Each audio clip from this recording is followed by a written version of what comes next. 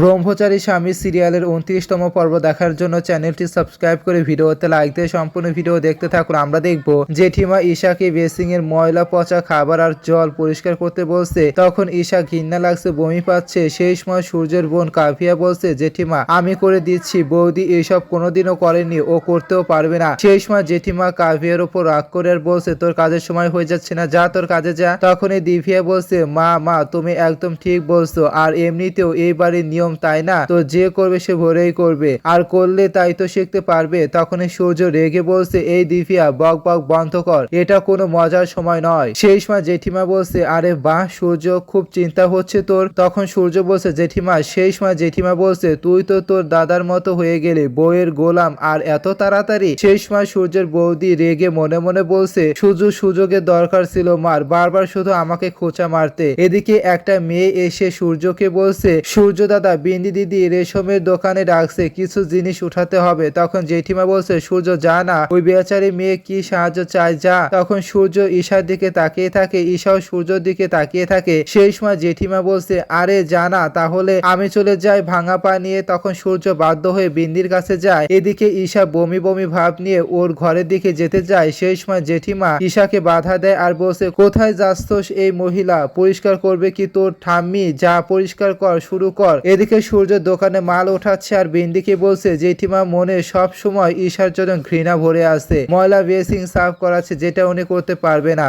তখন বিন্দি বলছে, ঘৃণা তো হবে তাই না, ও জেঠিমার সাথে কিছু না কিছু তো করেইছে, তুই এখন ভুগুক, এমনিতেও তোর এত চিন্তা কেন হচ্ছে। তখন সূর্য বলছে, চিন্তা হচ্ছে না, খারাপ লাগছে। আরে ওনার সাথে যা কিছু হয়েছে কম খারাপ হয়েছে, আর এখন যা হচ্ছে সেটা কম খারাপ। এদিকে সূর্যের বৌদি ঈশাকে বলছে, ভালো করে পরিষ্কার করো, তার আগে এই বালতিতে ময়লা পানিগুলো ঢালো আর ফেলে দিয়ে আসো। তখন সূর্য দিদি ঈশার কাছে যেতে যায়, বলছে, জেঠিমা ও পারবে না, আমি ওকে সাহায্য করে দেই। সেই সময় জেঠিমা রেগে বলছে, খবরদার ওখানে দাঁড়িয়ে থাক, এক পাও নড়বি না, যত আপদের আবর্জনা এই মেয়ে এর জন্য পরিষ্কার ওই করবে। এরপর জেঠিমা এগিয়ে এসে ঈশার হাত ধরে টেনে বাধ্য করে ময়লা পানির ভেতরে হাত ঢোকাচ্ছে। তখন ঈশার শরীর ঘিন করছে। তখন জেঠিমা বলছে, কি হয়েছে তোর, ওই লম্বা লম্বা চুলেও কি সমস্যা করছে, তোর ওই নখের মতো কি ব্যবস্থা করে দেব। তখন ঈশা বলছে, না আমি করছি সাফ। এরপর সেই ময়লা পানির ভেতরে হাত দিয়ে সব পচা খাবার রুটি উপরে তুলছে। এরপর ঈশা ময়লা জল বালতিতে ভরে ভরে বাইরে ফেলে দিয়ে আসছে আর কান্না করছে।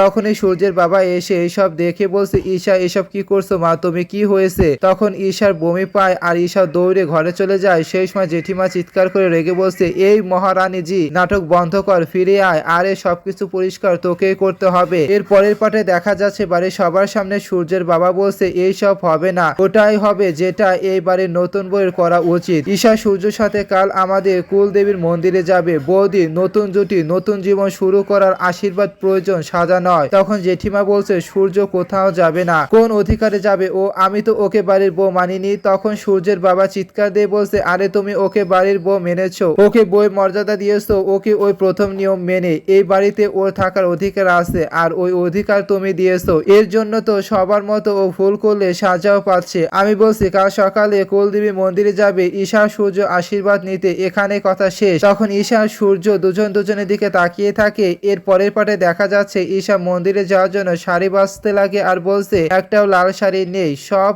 অন্য রং। এই বলে এরপর ঈশা একটা শাড়ি নিজের শরীরে রেখে আয়নার দিকে তাকিয়ে দেখতে লাগে। তখন ঈশার পায়ে আঁচল আটকে পড়ে যেতে যায়। সেই সময় সূর্য এসে সেই শাড়ি দুপা আসে ধরে ঈশাকে টান মারে। তখন ঈশা পড়ে যাওয়া থেকে বেঁচে যায়। সেই সময় ঈশা আর সূর্য দুজনের দিকে তাকিয়ে থাকে। তো বন্ধুরা, কেমন লাগলো কমেন্টে কিন্তু জানিয়ে দেবেন।